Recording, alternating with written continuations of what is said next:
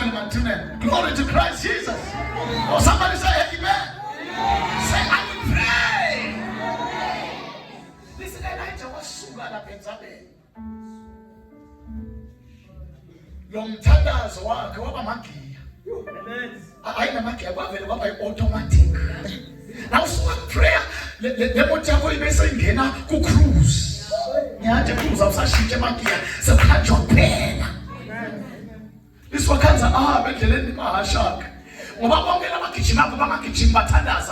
mighty name of Jesus Christ, see a one who let the land. So comes a little in the place of destination. Prayer. Then you celebrate. Once you see, you then pray.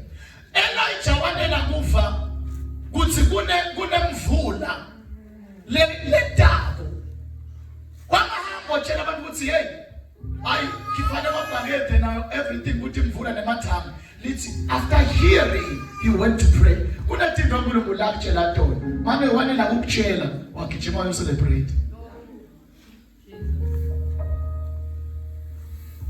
Praise the Lord. And 2 times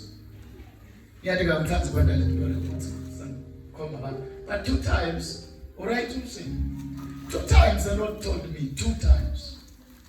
Another day, and I'm like saying when I was praying, there are great things, but there is something that delays you. And when I'm telling you, what was so clear, what's it? Not because it's like I punched the microphone, that's not saying and I said different thousand. But my life will tell you 2 times. There are great things great ministry, like man, there is something that is delaying you. Amen. Praise the Lord. Amen. We pray that you find the way. Find the way. Oh, hallelujah. You must increase the anointing in your life. Increase the anointing in your life.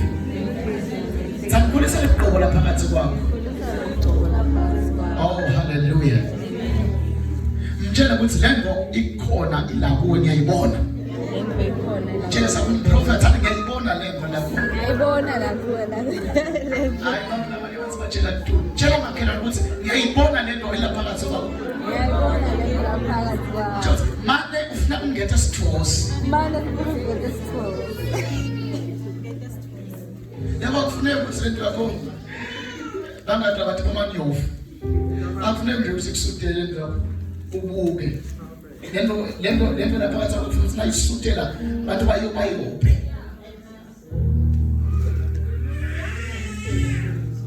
Oh, hallelujah. You must increase the level of this thing. I want to show you something. Then I'm going to introduce this message. I want to show you that the anointing leopard Inged. David walked 3 times in his lifetime. How many times? 3 times. Number 4. 3 times.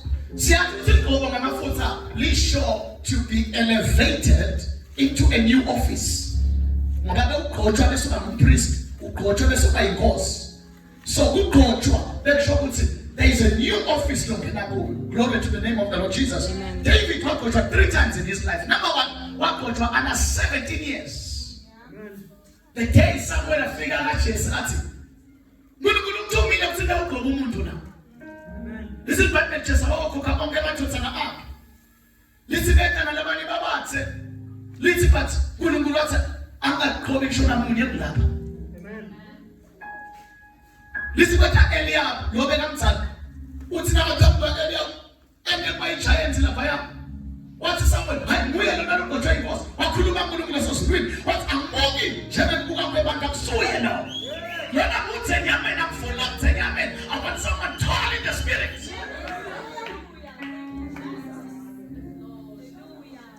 Do you know why Samuel? I want Eliab, what about the wingos? No, what's it? Not Ketwa. Saul, I was in Ghana. So I ended one. So what about somewhere? What about the horse for the letting a height? So try to put some ketchup on the heights. What's I'm going to do this time around? No, the heights. But I want the height in your spirit.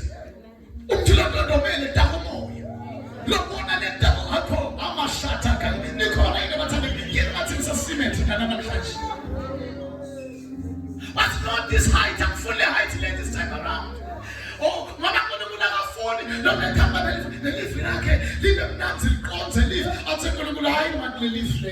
this one is not the worship that I want. I want the worship of the spirit and the truth from the heart. Glory to God. But I the height in there. I want something more because David was a picture of the church. The church I cared for because of what you can see. You choose by the Holy Spirit. Praise the Lord. Okay, clap here. Say amen. Amen. Say amen. Amen. 17 years. What is someone? Sebaphelele yini eje sebafana baba. But I call na lo munye nje. Ulusetimfu. Uthi Samuel angesikhubeke angakalandwa loyo. This is Bible lamlandza David wakhamba umfana nje lomncanyana lobovu ngalibala yellow bone mfana. Oh, hallelujah. It's not the confirmation that yasezulwini yafika yakhuluma ngephakathi athi moya lo sukuma umgqobe Samuel. Look at this. Wayeke uGiant wakhethwa nje kwemfanyana. That is the first anointing. Bamko, I want to show you something. Now let's talk about David. That is chapter number 16. Chapter number 17. Simkhanza sowelusile. Amen. Mfuna kunake lokho. Wena bomenta njani bakugqobe bathi kaba inkosi. Bongafika lakhaya uthi baba. Lona ngiyinkosi yenu kulamalanga natha. Ngeke nje ngapha ngolusa. But the Bible says David sekagotshiwe wathi kaba inkosi. When his father asked hamba uyolusa. Because they didn't know we know but we want you to be equipped for it. Mama Jessa, I want to come for a year but usama hakwati kwelusa. So number one, when I go, let's set you up, but you still go back with your loser. That is anointing one.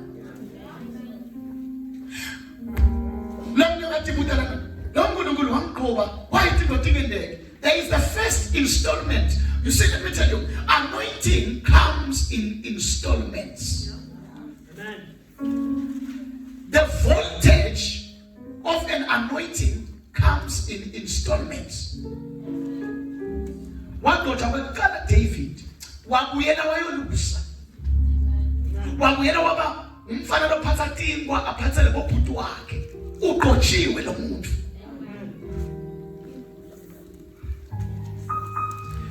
When you continue to read scriptures, let me just tell you those scriptures so that you can open them.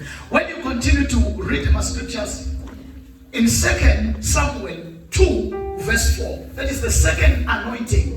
Ugoja wa David wesibili. Lithi emadoda akaJuda akuthana asela yahamba ayogqoba David ukuthi abe inkosi yakaJuda. Yakubulusa kaGoja weqala wathi utaba inkosi. Undefined territory. Ukuthi utaba inkosi phansi nje. Akadefine ukuthi utawusuka la uye la kungakanani. Because let me tell you ubambelo, things of the spirit, they become more clear and clear as you go on. The first time we now clear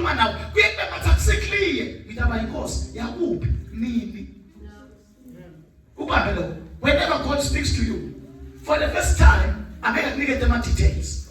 Do you know why I'm going to get them details? We should keep going, you will get them along the way. It will be the plan will be aborted because of the hamba umasa smell iskati. It's a trading. Now actually I'm going to South Africa. Finally when they're in ngikutshele ne-date singakhona ukubamba leso phela abavela phumeni yaloko ngishumayela umuntu. So the things of God, the first time akhuluma nawe akakunikeze ama-details onke. Yakubona nakabitho Saul ashaba niyazi wathi athumele nomprofeti waNkulunkulu, the servant of God, uthi hamba kunendoda yaseTarsus ufike uyitshele ukuthi itamhluphekela kangakanani for the gospel. But akazangatshela ukuthi yini lokuhlupheka. But Paul esasaqhubeka so yasitshela all the things that he went through ngenxa yemfanelo. All right, let's go back to this one. David nakakosha kwethala akatshelwa ukuthi utaba inkosi yabo second time akhothwa. Listen Bible bathambe amadoda akaJuda athi siyaqoba namhla David yiba inkosi kule tribe yakaJuda. Now as David aqhubeka to serve sekuyameba more clear kulokusho lethe ama details manje ukuthi uyinkosi yakuphi. Amen. Details are found along the way. Amen.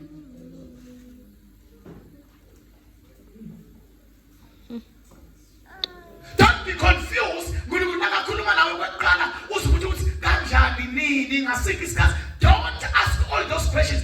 But for you, keep following. You will get details. Amen. But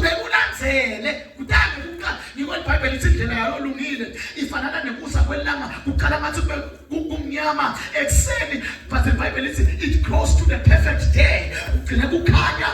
More clear. That is our way. Praise the Lord.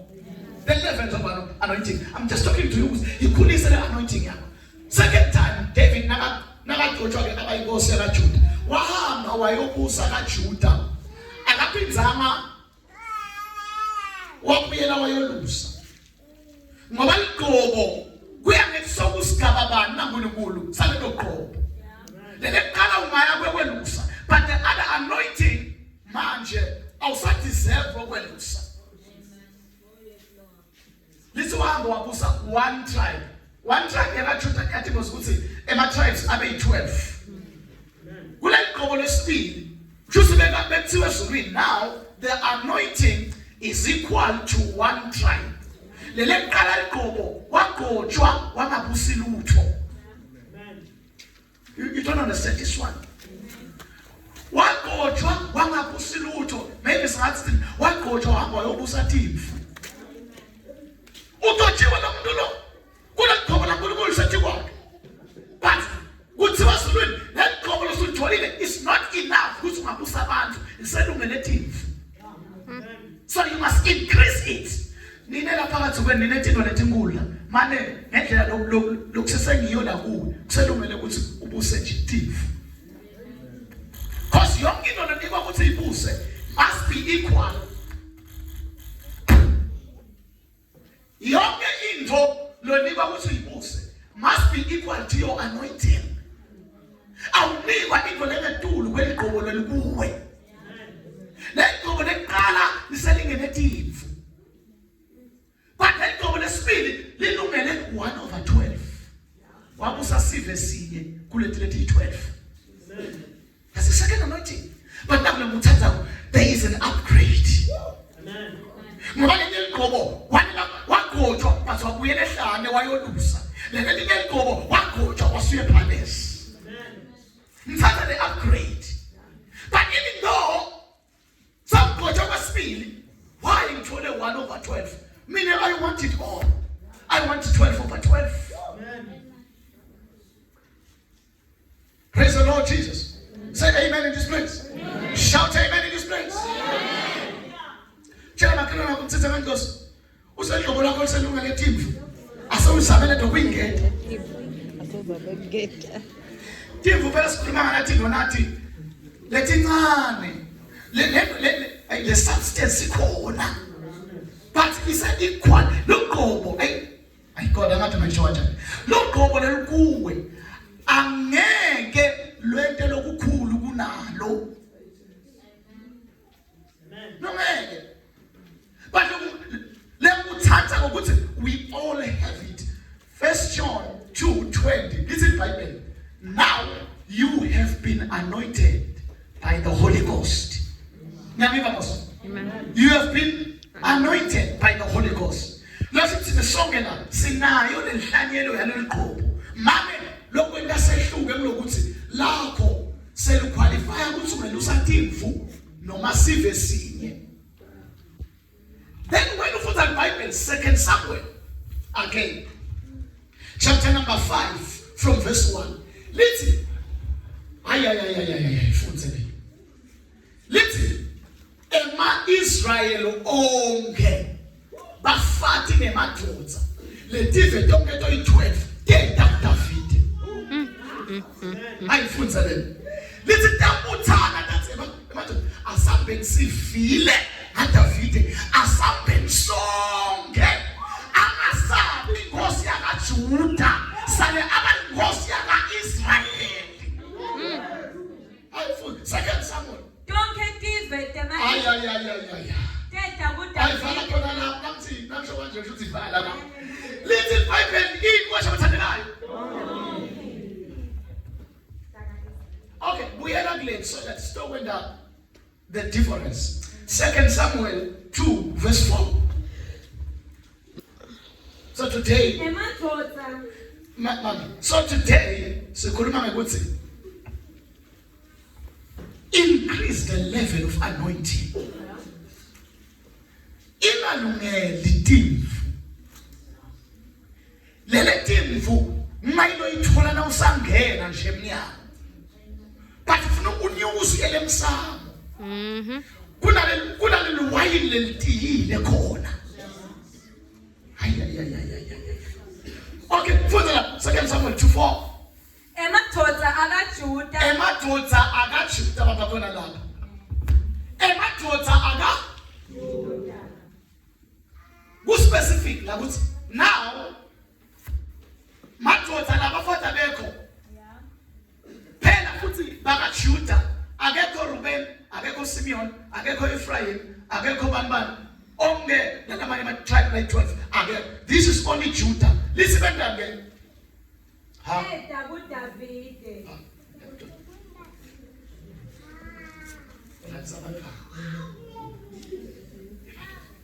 Emadoda akaJuda eda eHebron. Afika amgcobela lapho David. Kuthi abe inkosi etikwendlu yakaJuda. Baba khona lapho. Ngiyeza ukuthi lana manje out of the 12, David uqotshele ukuthi akuse indlu yakuphi? YakaJuda. Okay, labaleka sengishilo ukuthi lokho igqoko lana selokumela ukuthi uqotshiwe but fanele ulusetini. That is, you can handle small things. Usengabamba into letincane. But second time aqotshwa David. Listen Bible kwethe madoda akaJuda manje. Khumbula kuqala ukuthi kwetha abantu, kwetha indoda yinye Samuel. Yamgqoba but manje sekuthe madoda lamanene ayamgqoba David. Kuthi abe yinkosi yakaJuda. Then chapter 5, listen Bible. Tonke tive tema Israel. Niyayibona ile growth. Niyabona ilokukhula. Kukala at 17 years, kuthi indoda yamgqoba. At 30 years, he was 30. In chapter 4, he was 30. At 30 years, kuthi emadoda. At 17, kuthi indoda yamgqoba. At 30, kuthi emadoda ayamgqoba. At 37, kwetha sive sonke. He was 37 in chapter 5. Ngesikhathi ama-Israel onke abuthana athi siyomgqoba abe yinkosi hayi yakaJuda. Sifuna abuse Reuben, abuse Simeon, abuse ka-Ephraim, abuse kaManase, abuse tonke leDavid, abuse the first one. Ngiyawathi mina tonke leDavid khona ukuthi mthandekayo 12 at 37. Lalela the summary of this. Lokho ngilo lelitshela ukuthi ubusa timfu noma ubuse kaJuda noma ubuse Israel. Okay, Israel ungalesikhathi sebaphelele bonke boyi-12. Israel loyo. Niyamba bosathandekayo. Israel akusumuntu. David oyi-12 takaJuda, takaIsrael. Nasethi tonke tibido yakhe neDavide akusakhona enzabeni yaseSiyoni. Increase the level of anointing. It will tell you how much you can rule over. Labanye la asathana uyatosi. Leli demoni la uyalishaya, leli uyalishaya. But ngaze ngambekela nani? Angeke asenca. Demons, they know who to operate at level by the anointing.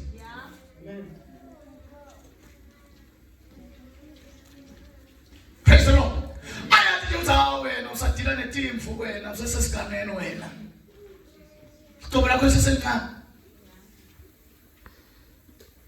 But I like David. Because David, when I go to a color, it is enough.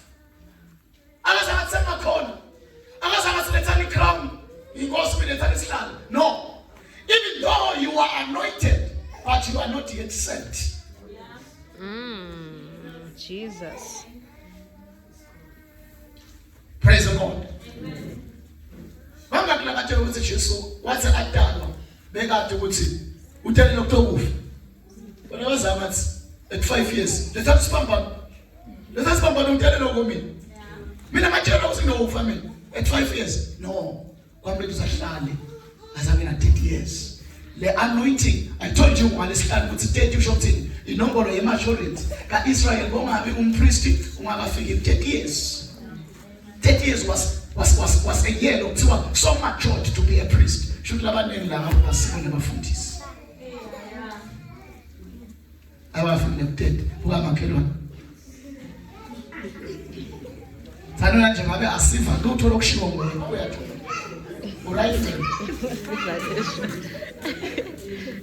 is when we were supposed to be dead. She has to know about 30 years. To feed with the standard expected. We now go to just 20 years. But when I'm good I'm unaccepted. So much general what we do 30 years. He wanted to be acceptable. That is why even Paul, Timothy, what's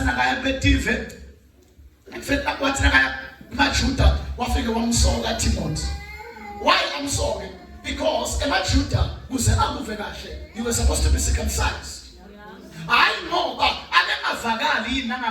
but it is because they have never accepted. Praise the name of the Lord Jesus. Amen. The level of anointing. Increase the level of anointing. Amen. Now, I will show you one thing. David are increasing to the level of the anointing. Now, David, the Bible is Saul, he goes on his cut. Young Tata, I will save a palace. Part time, a pizza happy, I will lose a car. I don't know where to. This man was balancing two tasks. Saul and another Matimon. Abesuga David will say, Etemel Kitai, Ashayele Saul. Apume Matimon. That is a Pum Matimon. Saul Aeba working chase. Chase ambitious and women. One thing, later David to mature in the anointing, save him. Labanye, never discover into the palace wall. Ababa big. I save even in church. Over in trouble. David was anointed. Hey, cousin anointing at David was a big one. David Bamchela when Utaba Kosi, Tausuba Nama Saul. But David Lasuga, we'll call that Saul. Umayamjani, Koko to Mutusucheli Utam replace away. So maybe David, after an Mutuja, but after that, when I saw no question as well with Mutami. Will some jelly now sugar when not be. But the Bible is a casa. But that's never figured Saul. I'm a Matimon, I'm a little guitar. Apuma Timon. At David, Your Majesty. Ushoja, Lawatiwa, Ushiwa Kuluku, Utuena, Your Majesty. Why am I just going to wena sokhethe mina. This man was a man who served, who called. He must serve. I pay because here it's really balanced. You are serving where it is not home. You are also serving at home. Labanye namleni inzawo mkhaza mlokuni. Kuleni inzawo umlokuni.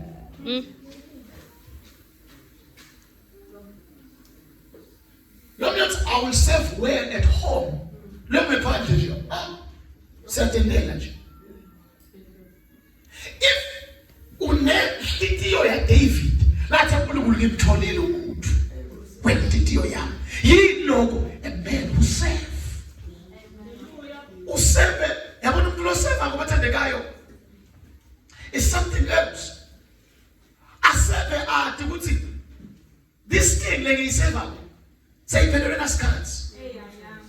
It's a level of serving. David was operating there. As a Christian, we are increase the anointing when you serve faithfully. Sometimes you must serve faithfully. I mean, James was a faithful man. Who said what David? Praise the Lord Jesus. Somebody say amen. Amen.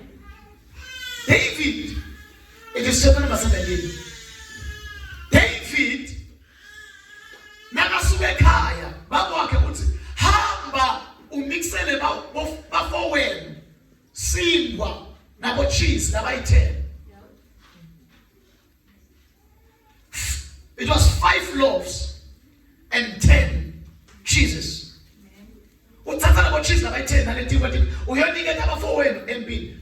this one. Listen to the Bible. David wafuna umuntu kuthi ambambele letimfu while yena sathunywe baba wakhe. You can read that one in chapter 17, simple. What David baba somthumile but ngendlela responsible ngayo ngemshiya esikhala. I will faithfully serve. Kungalahleka yinye imvu la. Wahamba probably wayitolomgana kemgana.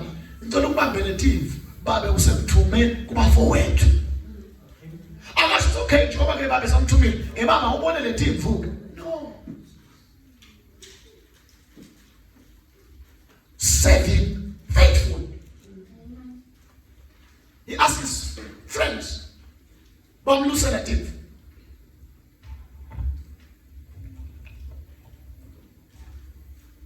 Serving faithful.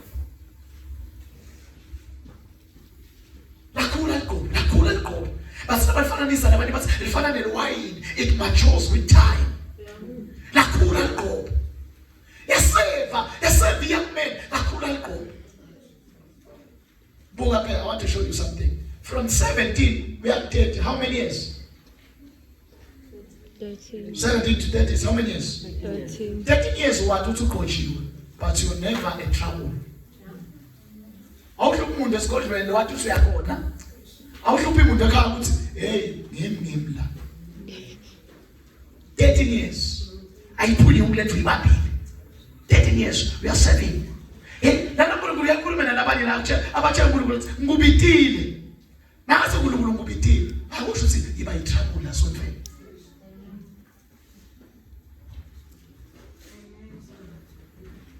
Labani so ngulu ngaba bita bafuna kufuna labo so khona nakho lesonto leli. So kala wakasa kusukumana sa pekoneni sinesimama la sakonda na uyakonda pekoneni. When God tells you ukuthi uqotshiwe kusana 13 years of serving. Ukhonde ngathi awusabuli vele people lithi wena utawuhamba wena into enkulu ukhonde. Hallelujah. Lebe nje kutholakala sipho sabo lesicane asehlabe abantu bathi yesh silwane. Ebese utala sontweni. Sakufuna ngela sontweni every time. Siyacela sibone semhlolo buye sesiyamkhothama ke.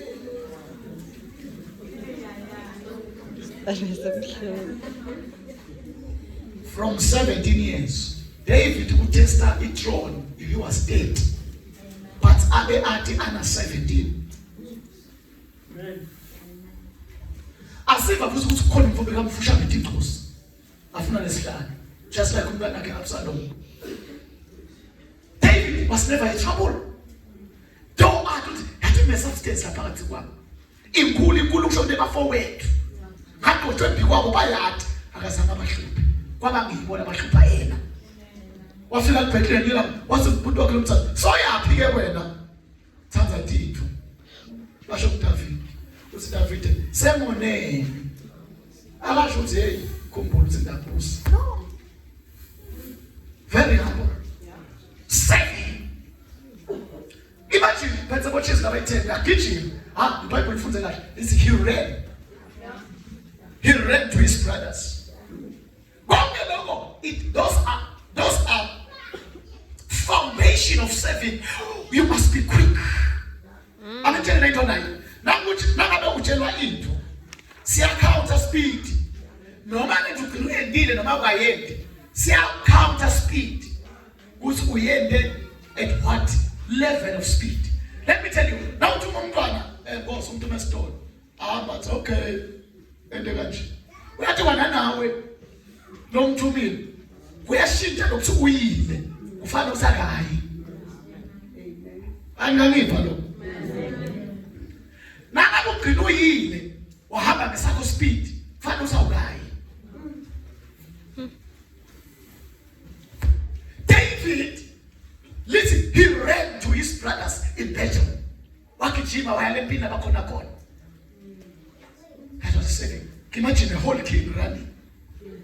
He was already king. Abekwati lokho. Nkulunkulu ukhethile wena esikhundleni saSawuli. Abekwati. But running to serve his brothers. Amen. Yes. Lenda nikobo lapho henyunga. Iyothi lento yakho mzuka naseyibhoma. Ibe nesithokozi. Because uvumile ukuthi uhlale phansi. Ineseke ikhule kahle. That is why sometimes the sisters see the club, especially fathers and masonry. When ubona with someone on a potential go down 70s. But I bring upon you. See the same one ukuthi hayi ukuthi sivakhlumisa divinity name. Sivakhlumisa lento yakhe iyothi yabhama. Iyofana ukuthi nje inyosi lethe lithozi. Niyathatha inyosi bangaklaba bakho. Niyabathi bondonga nini? Yawe madonga. Bondonga nje bakhuluma hala. Good lithozi.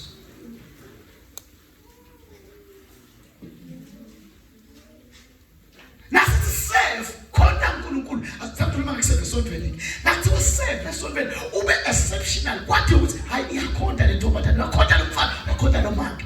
Asitende etsile. Senda lento yakho ibe nelithosi. Lesithosi. Ingabe ikhulumana. So singabhlunga ngabe umzana phike kuphunyuka. Kunibathi nimzabangana aphonyuka. Uyabona lento yakhe. Noma ingagcina inkulu. It won't touch anyone. It won't affect anyone. It won't change anyone. 3 levels of anointing. At 17, at 30, at 37.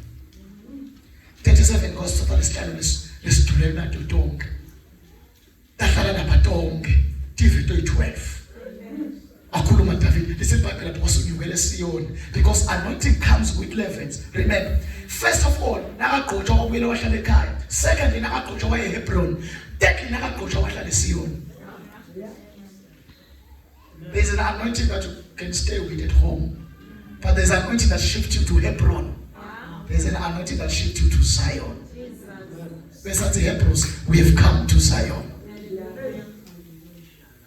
The highest. Let me tell you. In fact, show Bible.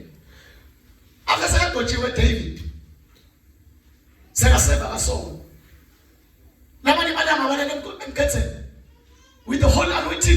kwakhe. Wala lemgetseni. Inkosi yonke yena lemgetseni. Wangena Saul lamgetseni. David alecele kwalomgetse. Wangena Saul lamgetseni to relieve himself. It's in Bible. David wambona. David said le tinga utaka. Hayi thuba lakho David bulala nomuntu okuhlupha.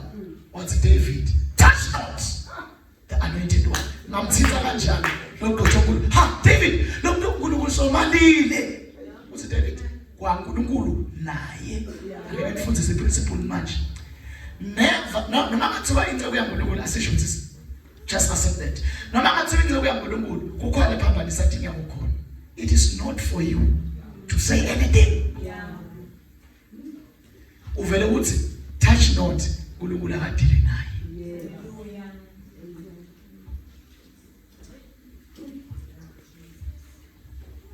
Because David begathi angifuni kulahlekela mina into le batshelwa yona ngoba labantu kuyabalahlekela mthi avela qhamukele nje athi ya vele umfundisi wethu vele nje ngiyabona umfundisi unja vele umfundisi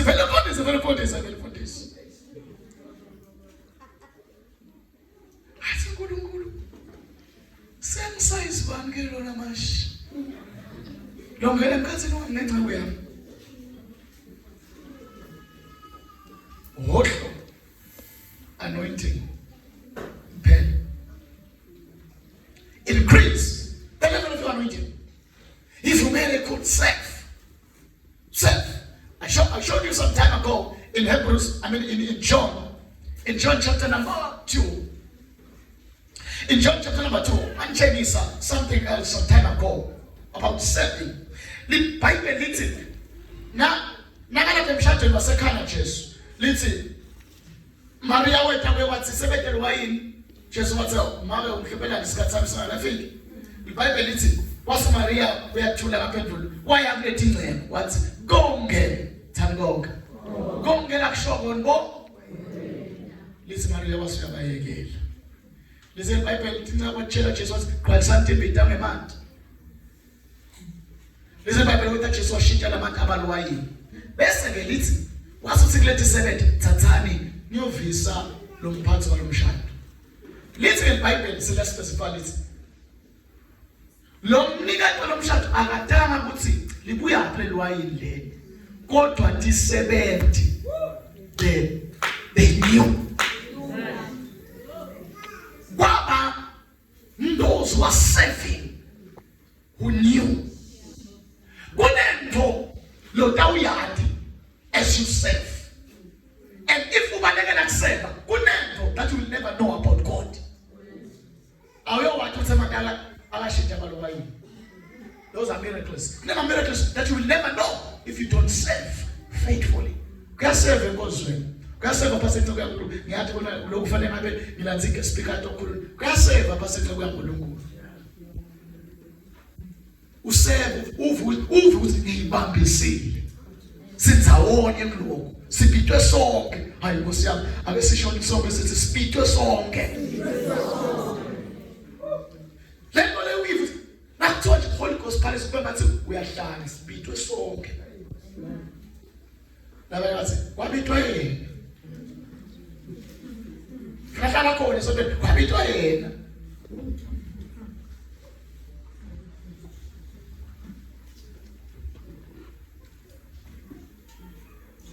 You must serve until you feel good. I'm serving. And but the guy, see the indlela lesingantshela yona how to increase. Kuleli gqobo ngaphandle kwalendlela le. Amasihambe sabe ngihlale 40 days. Awulambela lide. Awulambela lide kuchaqiniso. Umuntu lohlele nsabe 40 days angasave indzawo. Uwes. Kune levels angayofika kuyo ngekulusative. Akafika esihlalweni where all the nations comes together to listen unto. Indlela yokukhula is you serve, not pray more, not going to theology. Angisho theology the wrong side song theology siyakwati.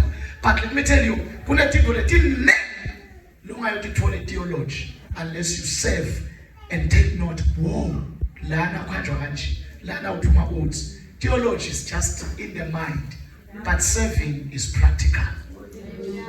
And when I'm watching, you don't need something as a thing, you need a practical thing. Usually, as I'm concluding, you must not fight them. Logo ke kwendeka na usave. Na usave wona naphunywa kanje. Nasese kungumwe. Angeke usabita ukuthi uyilo lempileyo. You will simply recall ukuthi babe ngambona aphuma kanje. The power of saving. Uthi lethine tipi na usaphinza udile kwesithu.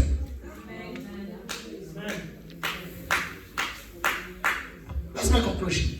David knew all the scriptures, all 3, in case it's a scaffold in the Bible. Remember all the 3 key: first anointing, second anointing, third anointing. Remember all those verses. The first anointing, 1 Samuel 16. Uphalela 17 years. Kuzadala ufika khona uShumayela, beve ukuthi uShumayela uphuma phasa impostoli. Ushuthi lana David abe na 17 years. Washumayela lapho uphelele amagama mama ukuthi kwendekani. Uphuma la Holy Gospel esiphelele amagama. Utaba usihlazi, buka makhaza ungasihlazi. Uphelele amagama saShumayela.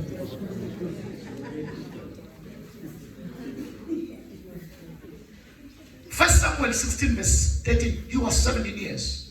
2 Samuel 2 verse 4, he was 30 years. 2 Samuel 5 verse 3, he was 37 years. And David wabusa for 40 years. 7 years got Judah, 33 got Israel. Then he died. That's the Bible. David served his generation and he fell asleep. Ngoba siyalala sifa. Lo feel kushuthi khona langayiqedze empilweni. Niyawuvumela ukufa nokulala. Now uhambela emhlabeni ungakaqedzi, ufile. Nasuqedzile, you sleep, ulele. Listen, David saved his generation and he fell asleep. In Jesus' mighty name, amen. Father, we thank you for your word today. Live like a